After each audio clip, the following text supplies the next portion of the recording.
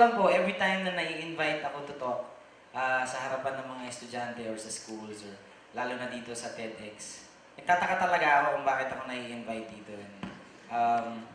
Kasi una po sa lahat, nininervyos na nga ako pag magpa-perform pa ako or magpa-perform ako, nininervyos na ako nun.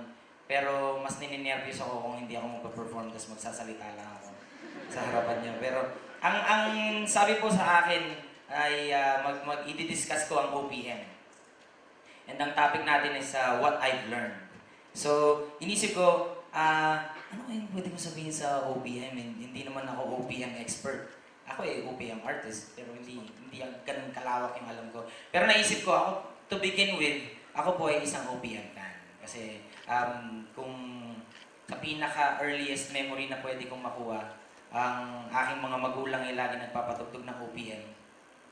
Kahit na minsan ayoko naman siyang pakinggan, pero naririnig ko siya. Hindi nabanggit ni Sir Joey Ayala ngayon, nowadays, we usually listen to music privately. Nung araw hindi, kasi ang lalaki ng speakers namin sa sala. So pag nagpatugtog ang mga parents ko, kahit ayaw mo madinig, madidinig mo talaga. Hanggang sa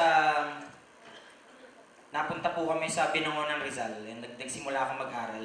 Doon ako nagkaroon talaga ng interest sa OPM. Minsan iniisip ng tao, ano yan, rapper yan, so mahilig yan sa rap music.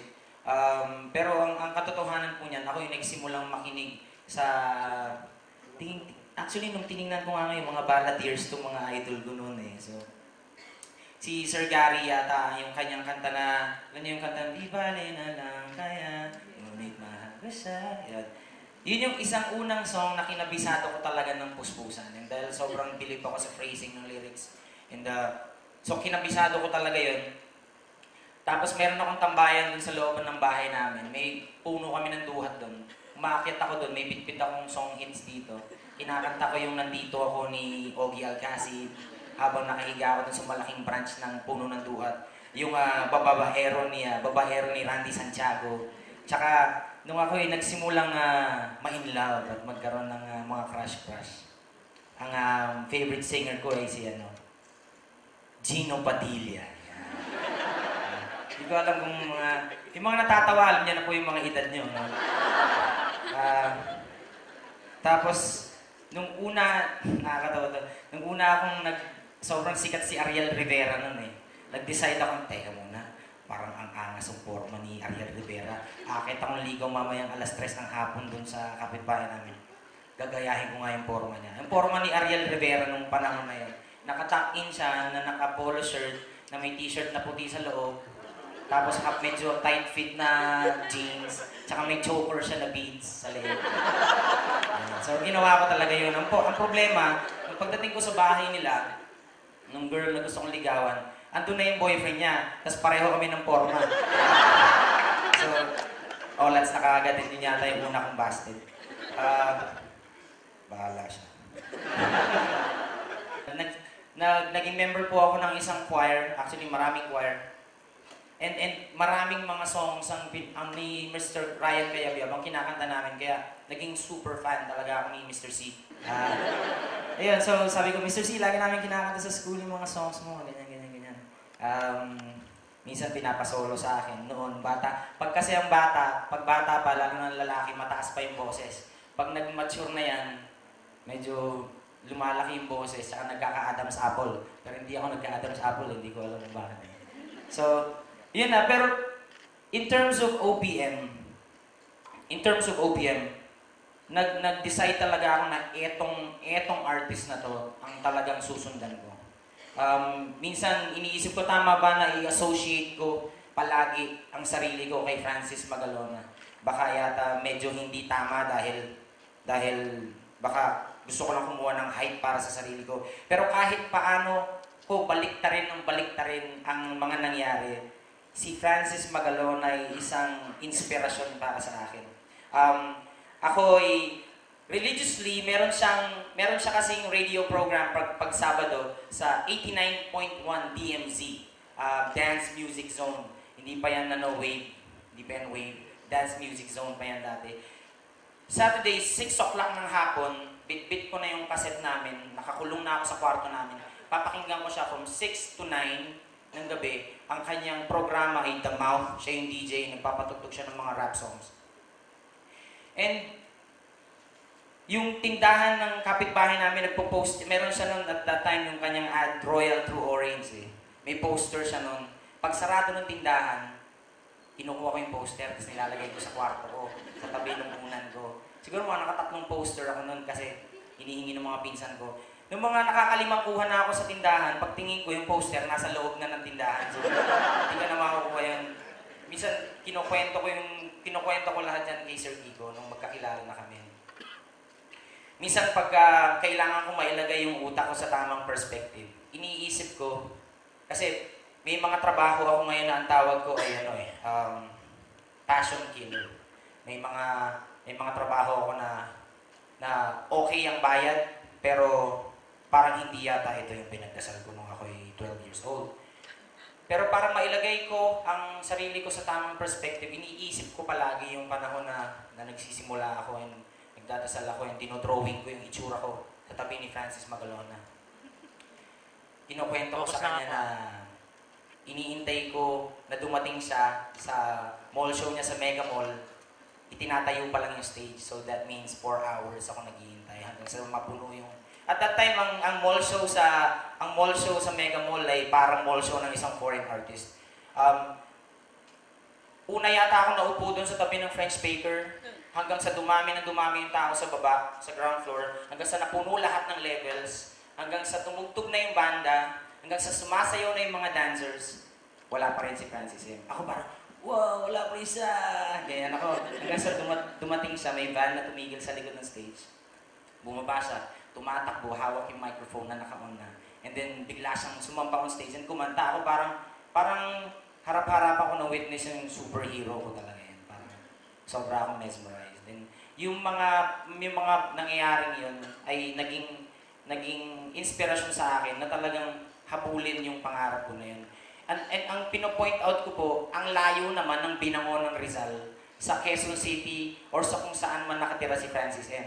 Pero lahat po ng barriers na yun ay nalampasan ko.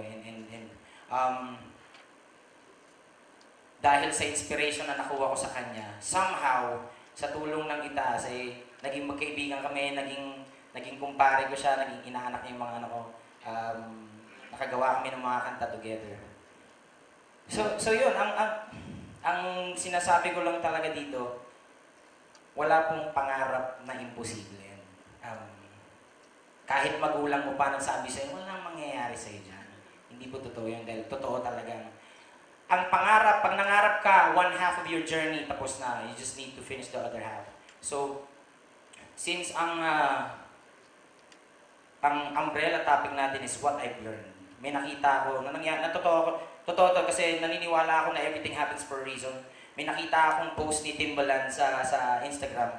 Ang sinabi niya na if God sees you doing your part, developing what He has given you, then He will open doors that no man can shut. So, yun talagang naging nangyari sa akin. Kahit ano pa ang sabihin ng tao, kahit sinabihan na nila ako na hanggang dyan ka na lang, masakit. Pero hindi ko hinayaan yun. And gusto kong tawagin on stage, ladies and gentlemen, si Lyra Bermudez para samahan ako sa isang awitin para sa inyo lahat.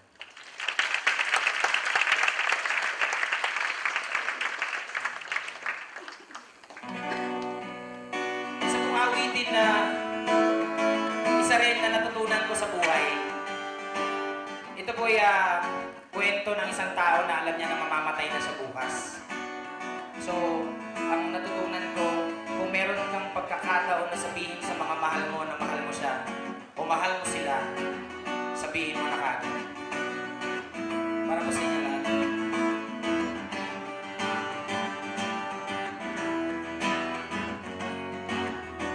Di sana binitawan na iyong mga kamay at sa palipas ng taon ko sa'yo'y sumabay. Nalalayan at pasaman ka sa huli, hindi ko ginawa. Ikaw ay aking pag Pagising sa umaga, diretso sa banyo, naligo ng ang pinili ang paborito kong damit na ginamit ko nung tayo'y magkakilala. Lumabas ng bahay, minghala sa langit, kahit na tulala ay mahinang inaawit sa aking sarili ang himig na nadinig sa radyo noon. Sa radyo Tayo'y magkakilala. di ko sana binitawan ang iyong mga kamay. At sa palipas ng taon ko sa'yo'y sumabay. Alalayan at masamahan ka sa huli, at hindi ko ginawa nung ikaw ay aking pa. Kahapon ay nanggaling ako sa manggagamot at ang laman na hangin sa bagay di aabot. Kahit nalaman ay di naman ako galit, pinaling ko sa dami ng naalala. Doon ko sa aking sarili, ano ang gagawin ko? Lahat ang tira, imposible. Pagkakasyahin ko. Naging sa dagat, maliligo sa ulan. Magkahanap ako makahiya sa damuhan. Habang lumalakad na nakapaa sa putikan ng oras ay ngayon walang tanong nakakila na sitangin mga bituin. Magmamasdan ng magputi, magbebenta ng mura. Di bali na kang malungi, huwag kang mag-aalaman. Bawasan ng muni-muni, dapat di ka natata. Bahala na kung mahuli aking sasabihin. Lahat ng gusto kong sabihin, lulusungin. Lahat ng gusto kong sisirin. Pangilan na kasagot ay aking hahanapin. Ang mga mahal sa buhay ko ay aking yayakapin. Lumuhod sa ama, tumingala na ang mali na gawa mo. Bali pala ang paalam ng isang malungkot na salita. Lalo na kung marami ka pang hindi nagawa. Kaya sabihin mo mahal mo siya bago mahuli ang lahat. Kailangan mo ang tilang kagat, tapos bumalik sa umpisa para lang humina lahat. At marinig mo ang tama dapat dahil ang buhay natin ay hirap. Di yan ang pagkailan o kung gano'ng kaiksi ang panahon ng kalaan. Buhay natin ay hirap, yan ay dapat mong alam. Dahil ang kahapoy di na natin pwedeng balikan. Di ko sana binitawan ang iyong mga kamay. At sa paglipas ng taon ako sa'yo'y sumabay. Alalayan at masamahan ka sa huli, at hindi ko ginawa nung ikaw ay aking ba. Di ko sana binitawan ang iyong mga kamay. At sa paglipas ng taon ko sa'yo'y sumabay. Alalayan at masamahan ka sa huli, at hindi ko ginawa nung ikaw ay aking pa. Nung ikaw ay aking pa.